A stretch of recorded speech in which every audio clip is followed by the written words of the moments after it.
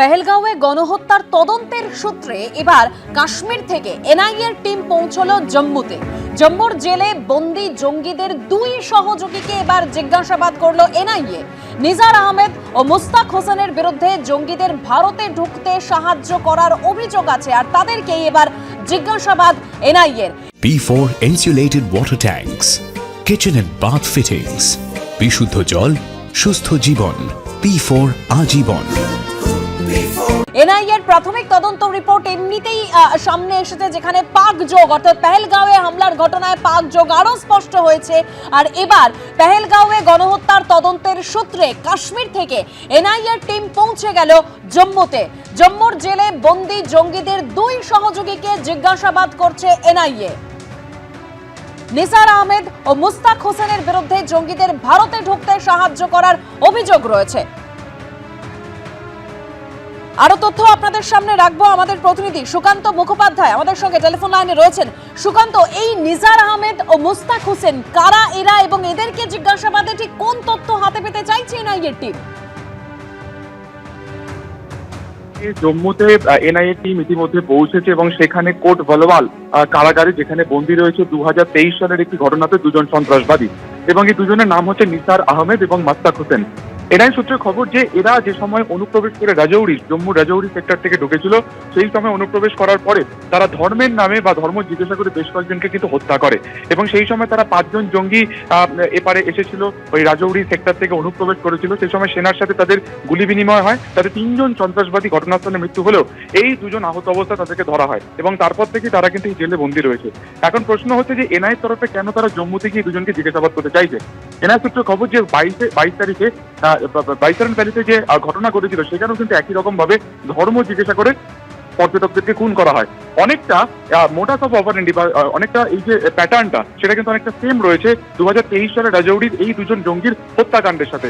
ফলত তাদেরকে জিজ্ঞাসা করে এটা জানার চেষ্টা হচ্ছে যে তারা এই বাইসারন যারা হামলা করেছিল আসিফ ফৌজির সাথে তাদের কোনো লিঙ্ক আপ রয়েছে কিনা, বা লস্করি তৈয়বার যে টিআরএফ যারা এই গোটা ঘটনাটি ঘটেছিল বাইসারন উপত্যকাতে তার সাথে কোনো রকম সংস্পর্শ বা কোনো রকম ভাবে তাদের সম্পর্ক রয়েছে কিনা, বা কোনো কানেকশন এই নিসার এবং মুস্তাক হোসেনের রয়েছে কিনা, এই বিষয়টিকে আরো একেবারে বাইরে আনার জন্য বা তারা বোঝার জন্য আজকে জম্মুতে তারা গেলেন, পৌঁছেছেন ইতিমধ্যে, এবং আর কিছুক্ষণের মধ্যে পেপার প্রক্রিয়া কমপ্লিট করার পরে ভালোবাল যে জেল রয়েছে সেখানে এই নিসারকে এবং মুস্তাককে জিজ্ঞাসাবাদ করবে এবং তাদের বয়ান রেকর্ড করা হবে। ধন্যবাদ সুকান্ত।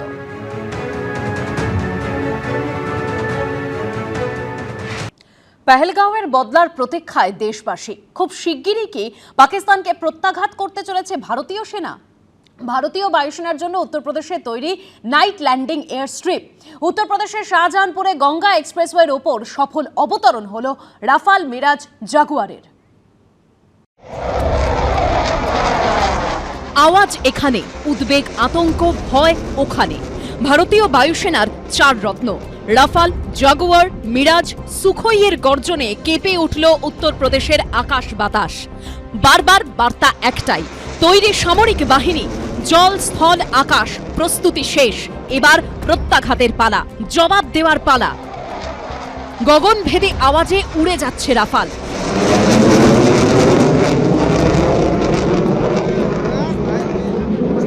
তীরের গতিতে রানওয়ে দিয়ে ছুটে যাচ্ছে জাগুয়ার, গতির খেল দেখাচ্ছে মিরাজ। সুখোইয়ের উড়ান দেশবাসীর কাছে সুখ দৃশ্য। বায়ুসেনার অত্যাধুনিক কপ্টার থেকে এয়ার ড্রপ।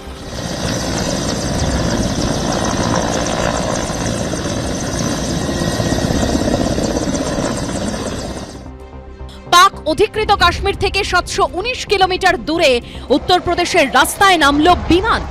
জরুরি পরিস্থিতিতে প্রস্তুত থাকার মহড়া। উত্তরপ্রদেশের শাহজাহানপুরের গঙ্গা এক্সপ্রেসওয়ের দুধারের ধুধু প্রান্তরের ধুলো উড়িয়ে উঠল নামল একের পর এক যুদ্ধ জাহাজ বিমান। কি নেই মহড়ায়? Rafale, Sukhoi 30 MKI, Mirage 2000, MiG 29, Jaguar, C-130J Super Hercules, AN-32 পরিবহন বিমান এবং MI-17 হেলিকপ্টার। গঙ্গা এক্সপ্রেসওয়ে উত্তরপ্রদেশের চতুর্থ হাইওয়ে, যাতে পৃথক একটি রানওয়ে রয়েছে। যাতে জরুরি পরিস্থিতিতে যুদ্ধ বিমান ওঠানামা করতে পারে সেজন্য পৃথকভাবে 3.5 কিলোমিটার দীর্ঘ এই রানওয়ে তৈরি করা হয়েছিল। সেখানেই এদিন চলে মহড়া। যুদ্ধের সময় বিমান ঘাঁটিগুলি সবসময় শত্রুপক্ষের নজরে থাকে, তাই প্লেন ওঠানামার বিকল্প হিসাবে হাইওয়েতেও রানওয়ের ব্যবস্থা করা হয়।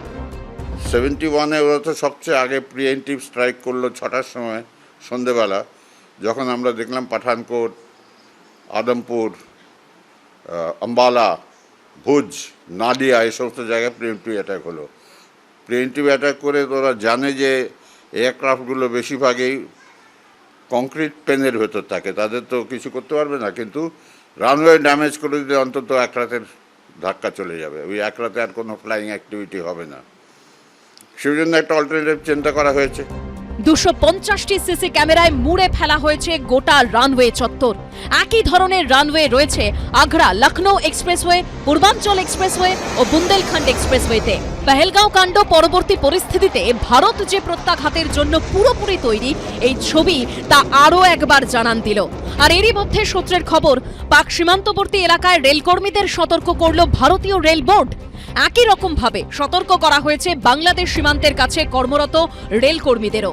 লোকো pilot, train manager, trackman, station master, ticket checking staff সহ সমস্ত ফ্রন্টলাইন কর্মীদের সতর্ক থাকতে বলা হয়েছে। অস্বাভাবিক কিছু দেখলেই দ্রুত উপর মহলে জানানোর নির্দেশ দেওয়া হয়েছে তাঁদের। অরিত্রিক ভট্টাচার্য ও ঝিলম করঞ্চাইয়ের রিপোর্ট, এবিপি আনন্দ।